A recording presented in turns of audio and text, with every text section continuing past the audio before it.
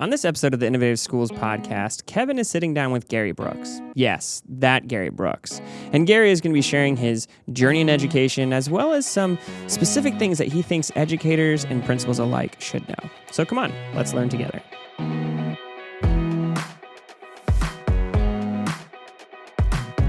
Hey educators, this is Jordan. On this special episode of the Innovative Schools podcast, Kevin is sitting down with Gerry Brooks. We love Gerry Brooks. We think he's funny and motivational and has a lot of wisdom and a lot of things that just teach all of us about being the best educator that we can be, as well as just being good people in society. So this interview between Kevin and Gerry was shot at the Innovative Schools Summit in Nashville this past year. So it was a great time for us to sit down, glean some information and some wisdom from Gerry, and we love that we're able to share this with you guys. So I won't take up any more of their time and let you guys just get into listening. Well, welcome to the Innovative Schools podcast.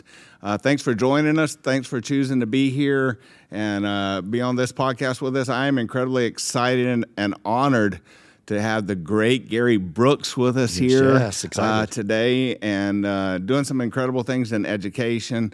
Before we get to talking about that, who is Gerry Brooks?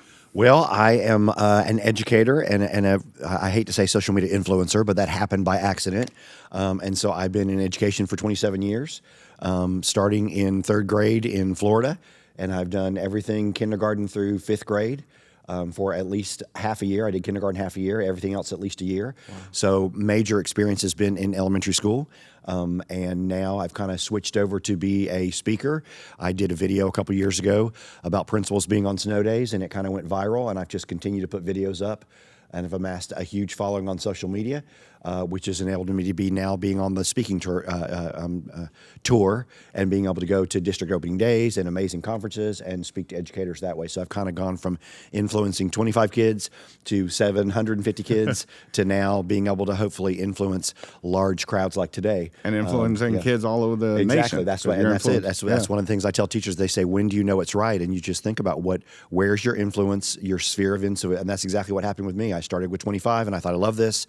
And I had some really bad principals, and I thought, okay, I need to be a principal so then I can help others do what I'm doing. And so then went with 100 teachers. And then once social media, I thought, well, you know what, I could even reach even more by being able to go out and speak. And so it's just been a great progression all the way through of education and the kind of the testament of knowing where you need to be and where you can do the best job of helping other people. Yeah.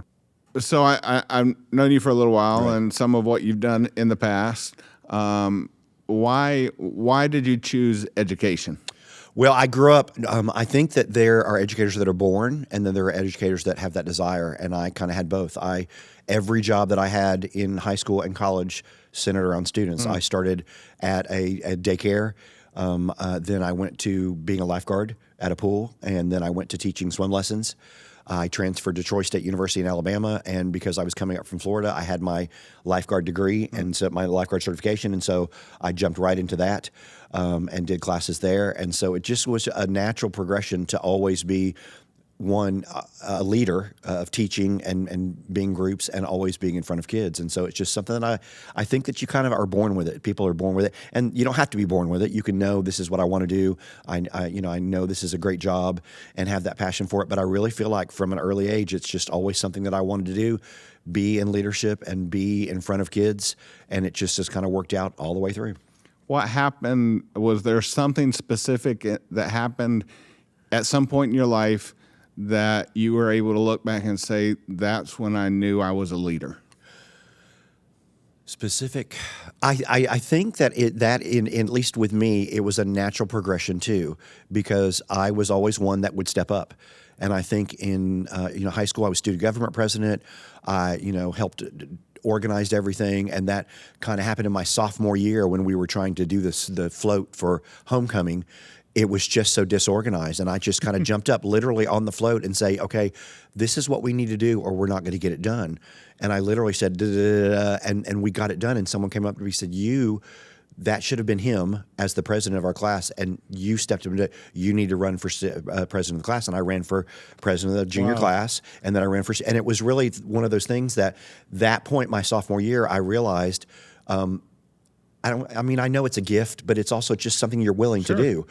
I see this, there's somebody that needs to take charge here, and we could get this done if somebody would just step up and say, do this. And it really started that sophomore year, that at Mindy Sisterson's house, doing that float with everybody unorganized. And I thought, we're never going to get this done.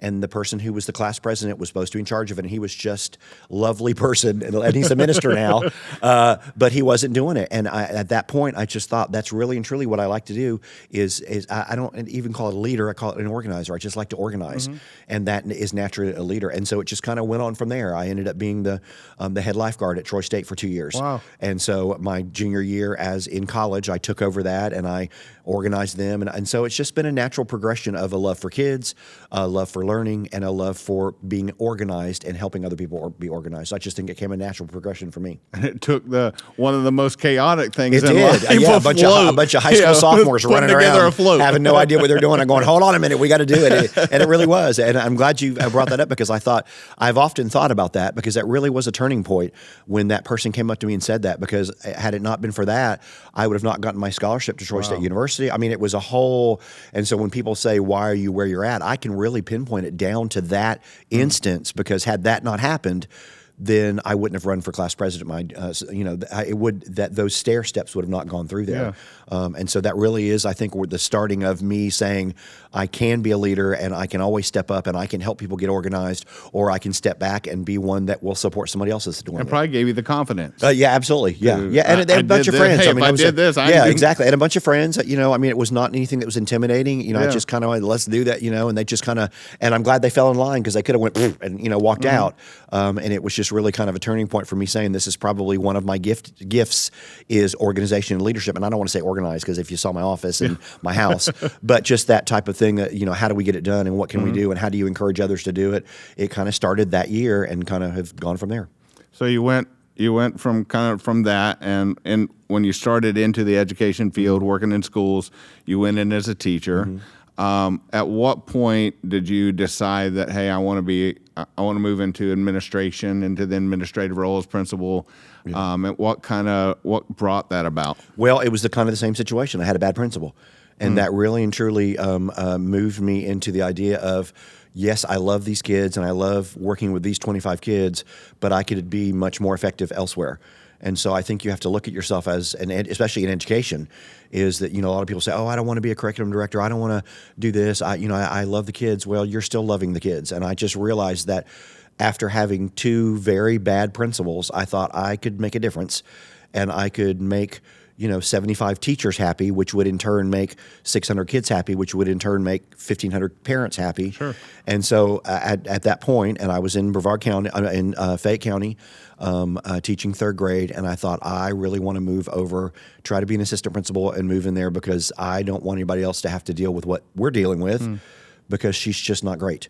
And it was a very negative thing, and it was a very negative climate and culture, and I thought I need to be able to see if I can do this and change things around. So went directly there to an assistant principal for a year, and was there for a year, and then went directly into being a principal. Wow. So I'm going to ask you a question, and because I think I know what the answer is going to be, because I met some of your former staff. And everyone that I met have been really excited. Well, I'm here because I know he's going to be here, and we've talked. Your staff retention rate, because I know that's a huge issue now, and everything else. What was that like? We had great staff retention, and that was, and I tell people, and this is one of my videos I do several times, and it drives me crazy, and that's within my own district. They let principals stay in positions with 50, 60, and 70% turnover. And I think that's ridiculous, because that is an instructional leader issue when you have that much turnover. I never had turnover. The only turnover I had was when we had retirement, or somebody was moving to out of state, or moving to a upward position. I didn't ever have school-to-school positions, because we just created a great climate and culture, and people wanted to be there. We really struggled with Spanish immersion teachers because we had to recruit from overseas, and so we usually only kept them for a couple of years. So I'm always in the interview process because we're changing those over. But I think one of the biggest things that you can do as a leader is make sure that you have a positive climate and culture. And when you have that, people don't want to leave. Nobody wants to get up and I mean, I was dealing that with a friend that was really stressing. She was not happy where she was at. She needed to move. And when she finally got a job, she said, I'm not going to do it. I don't want to move. I don't want to. And I said, you need to do it. Nobody wants to move. They don't want to pack up their thing. And we as educators need to create a place where people don't want to, and that's what my whole presentation is about. Climate culture is up to you. And if you love your colleagues, if you love your assistant principal, you love your para, then you need to make your school a place where people don't want to leave. Because the bottom line is, unless you're living in a small community, you know, in Lexington, there's 36 elementary schools, and they're all over the place. And my teachers will pass 10 schools on the way to my school. And so you have to create a climate and culture where people feel like they're a family. And yes, we have disagreements, there are arguments, there are people that are not happy all the time. But I have found even unhappy people are not unhappy enough to say, I want to leave. So we always had a great retention rate. People would say, you know, do you have an opening? I would say only if somebody, you know, retires. That's it. We don't have that big, huge turnover that a lot of people have. So I was very blessed to have that, but it's also intentional. It's intentional with everybody, building grade level camaraderie, making sure that everybody feels like a family, and then you get to keep your staff and you don't end up having an interview. But I mean, we have principals that literally have 50, 60, 70% turnover every year, and the district keeps them in those positions. And to me, and that's a video I say, if you're in central office, that's the first thing you should look at.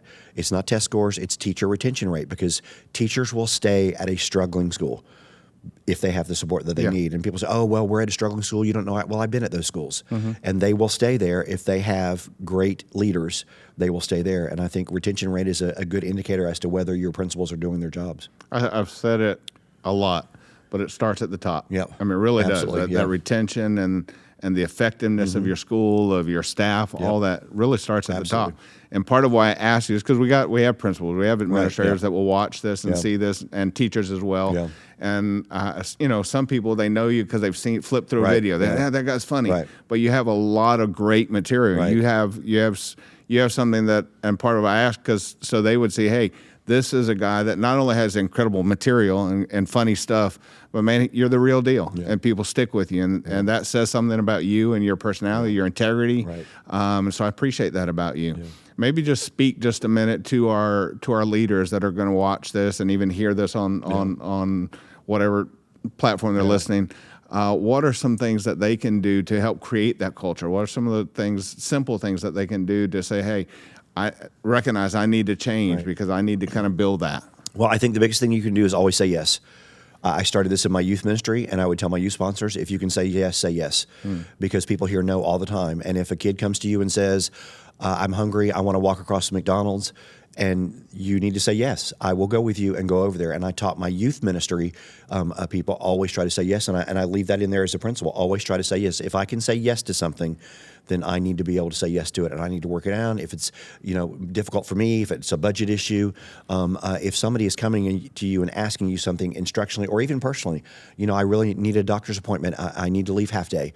I need to do everything I can to say yes to that teacher because they respect that, and they know that when they are in need of something, when they need something for their budget, when they need something for their classroom, when they are struggling personally, when they call and say, I just can't come in, I'm having a problem with my daughter, I think the first thing that they can do is always try to say yes through budgets, through support, through what they can do, the things that they can do, because then you end up being a supportive principal in all situations. And I also think you need to know that you're not the expert.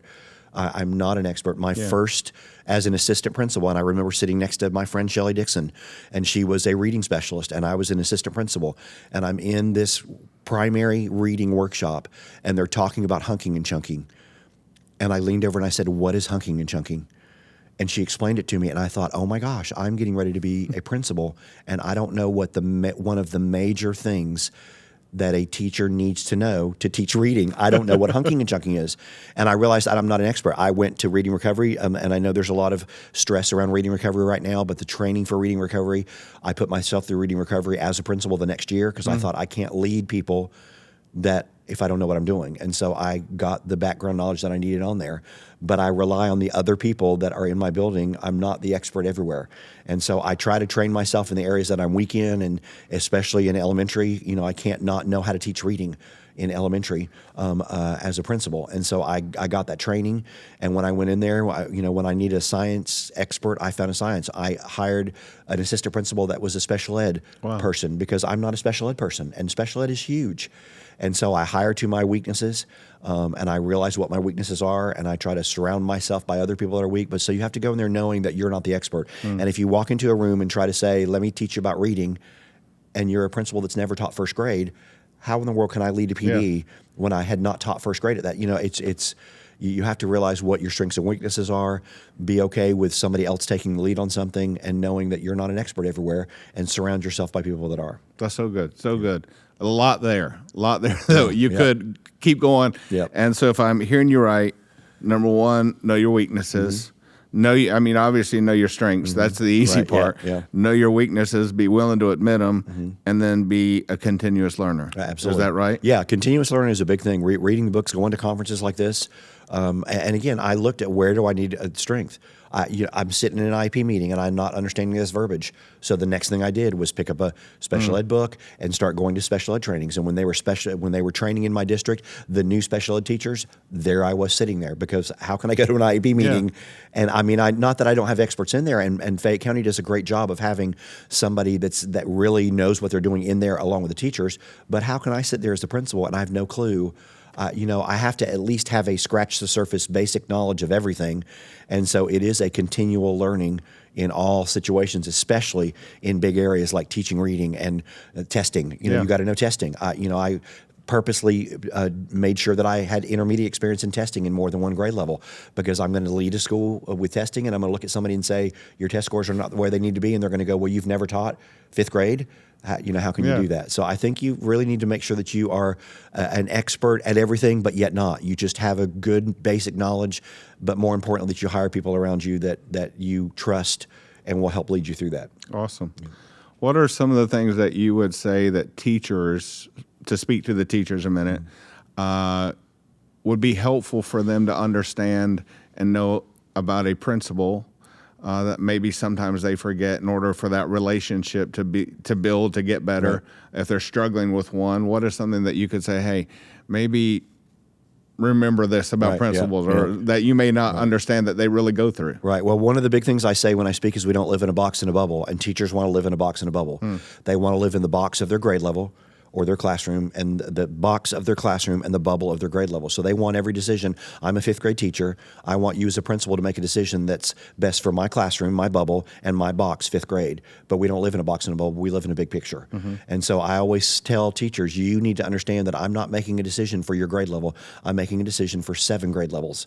And so we don't live in a box and a bubble. We live in a big picture. And you are focused on the box and the bubble. You want what's best for kindergarten because you're a kindergarten teacher, and you want what's best for your kindergarten team, or maybe even primary. But I have to do what's best for the entire grade level, for the entire school. And when I make a decision about recess, I'm not making a decision about kindergarten. I'm making it about first, second, third, fourth, fifth. And so I tell teachers all the time, you need to think about the principal. When you get upset with them and they're not making the decisions that you want, it's because you are thinking about your bubble of your class and your box of your grade level. But what the principal's thinking about is the big picture. And you think there should be money for everything. Well, when I decide to get Chromebooks for kindergarten, I've taken money away from fifth grade, because that money has to come somewhere. And now I can no longer spend money on fifth grade wanting to come to Innovate. And so it's a big picture, and it's not a box or a bubble. And I love that they want to live in a box and a bubble. I want them to focus on their classroom. I want them to focus on their grade level. But the bottom line is, we in education, a high school is a big picture. It's not the English department, and it's not your honors class. It's a big picture. And teachers don't get that, and they come in and demanding things, and they want the principal to make a decision based on their box and bubble. And we don't live in a box and bubble. We live in a big picture. So. Now go the other way. What's something principals that maybe you would say to principals, hey, remember this about your teachers? Well, that they want what's best for those kids. They want what's best for those kids, and we need to take a step back and listen to them. when they're coming in saying, I don't think I should have to turn in lesson plans, you need to sit down and say, why do you think that? This is why I think you should. This is why, and why do you think you shouldn't? And then come to a conclusion of what's best for teachers, because what's best for students is always what's best for teachers. And so I think that we have a lot of administrators that are just making decisions in the confinement of their office, and they aren't getting out going, okay, how is this going to be able to affect you? You can't make a decision without thinking, how is this going to affect everybody? How is it going to affect the PE teacher? How is it going to affect the librarian? And sometimes we just close our eyes and do whatever central office wants, or we just do, oh, this is what everybody else is doing. And we don't think about the big picture of, we are affecting everyone in there and asking them to, have limited number of copies a month or turn in their lesson plans. Why are you doing that? What's your reasoning behind it? And when you have 4 different teachers come up to you and say, I don't think this is a good idea, you've hired those teachers because of their expertise. Why are you not sitting down and listening to the ideas that they have and how that's affecting them? And so I think that when we make decisions as administrators, we have to realize we are affecting everybody, and we have to think beyond what central office thinks, what I think, what my assistants think. We need to go into the classrooms. How is this affecting you? Why are you so upset about this? Why is this not a good idea? And then make a decision about, in the end, what's going to be best for teachers. Well, that's so hard. It is. It is. Well, it's very hard when you have a district when you have a that's district, coming down and going. You will have teachers turn in lesson plans, and I mean that's one of the things I'll tell today. You will turn in lesson plans, and I thought, if I don't have time as a principal to check the lesson plans of 45 classroom teachers, how do you have time as a district to do that? You were just wanting to do that for busy work, and we're not going to do busy work here. And it was a big, huge, major argument, but I stuck by it, and we were able to not do it for 3 years, but the 4th year we had to. And at some point you have to. Sure. Sometimes you have to. But I do think you just need to think, what is the, why is this, why is somebody wanting this? What's the end result for it? And more importantly than the end result is, what is the result leading up to that? What's that going to cause for teachers who now don't want to turn in a lesson plan on Friday? They want to have the weekend. They want to do something. There's just so many aspects to a big, huge policy that they mass produce for everybody that, one of the things I'll talk about today is being a change agent. That I think as a leader, you need to be a change agent. And when the district comes down and says we have 36 elementary schools in Fayette County, 36, and every single one of them is different. And for a district to say all the elementary schools will do this, to me, that's like saying to a teacher, 36 kids, and you're all going to teach. You're going to teach one way, and everybody's going to do everything the exact same way. You'd never allow that as a principal, but you allow the district to come in and say all 36 elementary schools are going to do the exact same thing. And we have to be a change agent and stand up and say, I don't think this is right for my school. Here's why. I will always support you because you're in charge, but I want to tell you why I don't think we should do this, and then see how it goes. It's kind of like going down the neighborhood and saying everybody's house has to look the exact same way, inside, outside, everything. When this family's got 10 kids and this one has none, it just doesn't work that way. So, wow. So I don't know why I call it the speed round, because it's not speedy, so you don't have to speed through it, but I'd like, hey, let's do a speed round, whatever.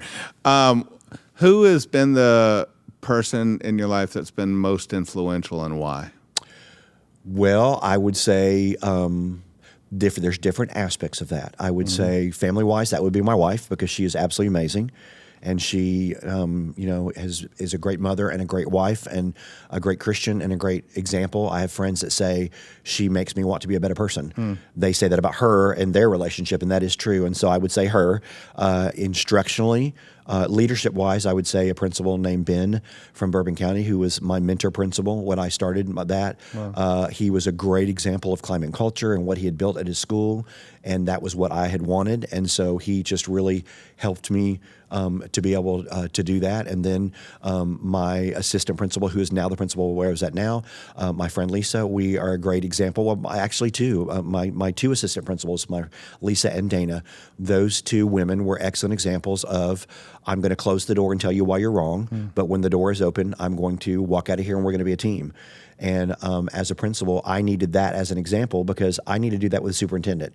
And if I'm, if I expect, two wonderful instructional women who were assistants with me to always support what I do, even though they disagree with me, they were great examples of me that you also need to do the superintendent. You can't ask that of us and then go argue with the superintendent. We are a team in here, and we're going to walk out of here as a team, and we as a school need to do that with the superintendent too. So my assistants, Lisa and Dana, were excellent examples of, I'm going to support you as a leader, but I'm also going to tell you what I disagree with, and we're going to agree to disagree, and then we're going to walk out of here as a team.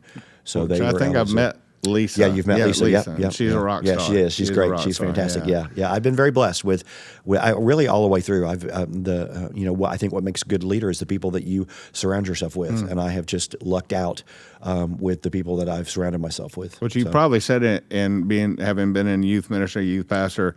Show me your five best friends, and I'll show you your future. Exactly. I mean, it's kind of the same way, in education. Absolutely. Those of you surround yourself as a leader, kind of helps direct your path where you're going absolutely. as a leader. It is. Who is who's, if you can recall, who's the one student in your life that really impacted you, and why?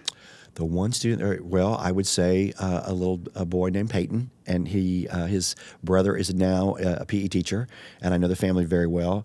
And he had is an extremely intelligent child, but he had some issues. Mm-hmm. And watching him navigate that through friends and his family and this was in third grade in Lansdowne, my first year in Fayette County, and he had some issues that you could obviously tell, but he was the sweetest, most outgoing, intelligent child. He had a tremendously supportive family with his mom and dad. His grandmother was in the school system. His mother was in the school system. And watching someone who was dealt a hand that you probably would not necessarily want for yourself or your children, watching him be okay with that and be an example to other kids, I think that he just was an excellent example of I'm gonna be a great person, and I'm gonna have a great personality. I'm gonna have friends, and I'm gonna do my work, and I'm not going to let anything stop me in life. And when you see a child like that has any, either big or small, that has something that they could easily stand out with other children, and yet you see them just blow by it and not worry about it. It is an excellent example as of an adult. That's how we need to live. All of us have something that make us stand out and make us not fit in, but we need to be able to move past those and just move on. Wow. Shout out to Peyton. Yeah, he's great. He's great. And when his brother walked in the building, I knew because his brother was smaller. And when his brother walked into sub, I was like, I know you and your family. And he was a football fan, and we had that in common. And he's just a great kid. That's awesome. Awesome. So this has nothing to do with education. But if you had unlimited resources, because I know you like to travel. Yes, I do. So if you had unlimited resources, where would Gerry Brooks go? Well, I have. You probably may have been there around. I have not. No, there's too many places I have never been. I love my youth ministry background. Brings me a love for third world countries. Okay. And so when people say Europe, I mean, my wife loves to go to Europe. I love that, but that's not where I would choose to go. I would love to go to Cambodia. Wow. That's the type of places. Why? Just because you. Having been in youth ministry, and we would take our kids to areas in Mexico and in Honduras and in Haiti, you just get a different atmosphere, and it's different when you're going and the best restaurant costs you $2, and you're giving $2 to somebody who you know that you're making a difference in their life. It's a lot different than going. And I love going to Europe, and I love going to London. I love all those places. But I absolutely love going. When we go to the Bahamas, I would much rather go away from the markets and go into there and find those places and find the kids selling, fruit on the side. And that comes from years of going to Haiti and Honduras and Mexico. Cambodia is on my bucket list to be able to go. And I love all the Asian countries. I want to go to Japan. I've been to China. I've been to Thailand. Love those. And so I want to see the terracotta soldiers. And so I'm getting to that point. What I'm hoping is if my kids ever get to the point where they trust me as a grandparent, because they don't right now, and it drives me crazy, that I will be able to travel with grandkids. That is so cool. And when people say, why are you gone every day over the summer? I say it's a means to an end. And when I get stressed, I think I might be able to take, Bristol to Cambodia one day. And so my goal after about 10 more years of this is to be able to pick up and say, where do you want to go? Where do we want to go? And be able to go through there and go. But I love third world countries. I love seeing those. I love helping. I love being in those restaurants where you're really changing someone's life by leaving a big tip. And I love seeing that there it's not all about the Broadway scene and how great the plays are in London. It's about being able to see the different cultures, and it's just so rich. And being able to visit and be blessed by people from areas that are not like London. That is so cool. That is so. And in doing that with your grandkids, you're going to create world changers. Yeah. And help them to be able to see that. And they love to travel and all that. And I can't wait to see what, I loved watching my kids grow, but this is going to be very different because I'm not in charge, and watching them and see what they like and where they like to go. And, we had a beach trip and just watching the three of them and how they reacted differently. And I thought, gosh, I can't wait for 2 more years when they're all walking and talking. This trip is going to be so different. And so knowing I'm in a different stage of life and get to witness that is just, it's a huge blessing. Wow, that's so, awesome. Yep, I hope you get to go to Cambodia soon. I will at some point. I may be by myself. That's right. Kelly doesn't like to go. Call me. Yeah, there you go. We'll go. Yeah, maybe it'll be a teacher trip. There we go. There you go. So, that's cool. Helping people. Yeah. And that's what you're doing. Yeah. It truly is part of education. Yeah. I mean, you're helping absolutely. people. Yep. Mm-hmm. So to end it, what would be, if you could give 5 things to say, hey, here's 5 tips that I want to leave with educators, with administrators, with teachers, what would those 5 meaningful tips that you've learned over time, what would you say? I would say first and foremost, focus on the kids, because it's very easy to get wrapped up in all the drama. You're in a building with 75 teachers, and it ends up being a fraternity sorority, and you can easily get split up into drama. And so focus on the kids, and while you're there, close your door. And don't, at times you need to be able to close your door and just put out all the noise. As a principal, as an assistant, as a counselor, as a teacher, there are times when things are going around in the building and you can just get wrapped up in those, and you need to close your door and teach and close your door and lead and close your door and counsel and know that's what you're there for. And so I say to people all the time, close your door and don't worry about everything else. Do what you're good at and ask for help what you're not. If you're not good at something, don't try to fake it. Find someone else to help you, find someone else to model, and then do what you're good at. If there's a need, if there's a PD, raise your hand and say, I know what I'm doing with that. I say all the time, the best thing to do is to find somebody. There's somebody in your building that is struggling and you are struggling, and the key to being good is to finding the person that matches you. The person that doesn't know how to put a good bulletin board needs to be with the person that does. The person that can't get their kids through the hallway on a 0 voice level needs to be mentored by the person that can. And so, don't try to fake it. Find people that help you, and when you know that you're good at something, volunteer for that.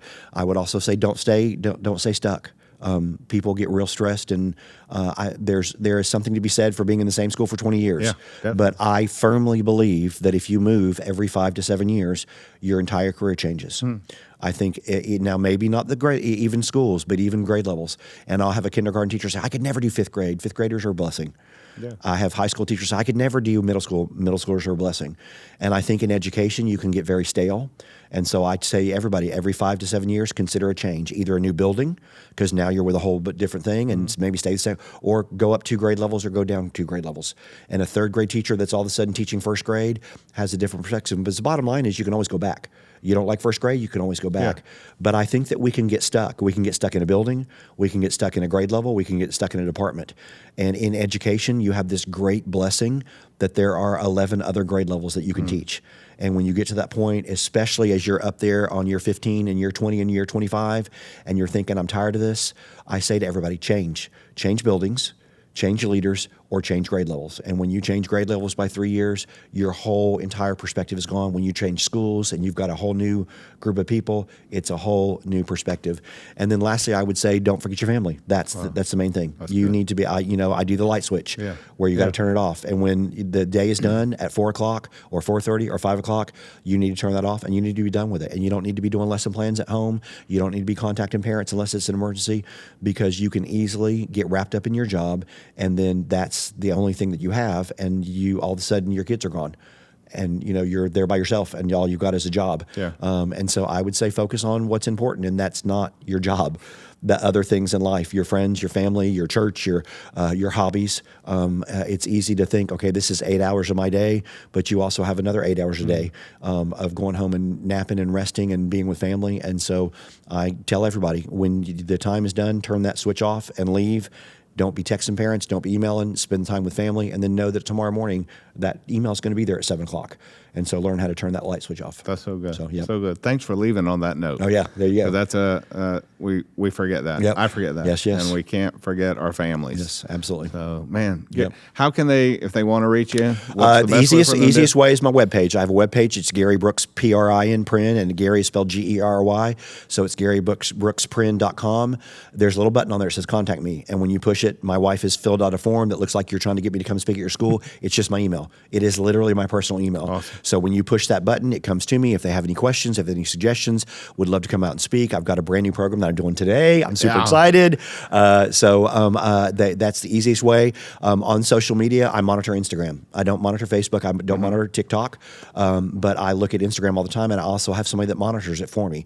And so if someone comes in there and says, hey, I heard you on this podcast and you mentioned this, can you recommend a book? If you do that on Instagram, if I don't catch it, I have a social media person that helps monitor that, and so she will catch it and send it to me. So the best way is to Google GerryBrooksPrin.com and then push that button because you're coming to my email. But they can also message me on Instagram, and 95% of the time, unless it's been a controversial video or a funny one, I may miss it. But generally, they can also contact me on Instagram. Awesome. So, thank you. Yep. And I was sitting here thinking, Prin, what? Principal. Principal. I know. Way to Principal. go. Yeah. Thank you, Gary. Yes. Thank you for joining us. We have the incredible Gerry Brooks with us, and enjoy it. Have a great time. Thanks for joining us on the Innovative Schools podcast. Take care. Last thing, if you're not, he's going to take care.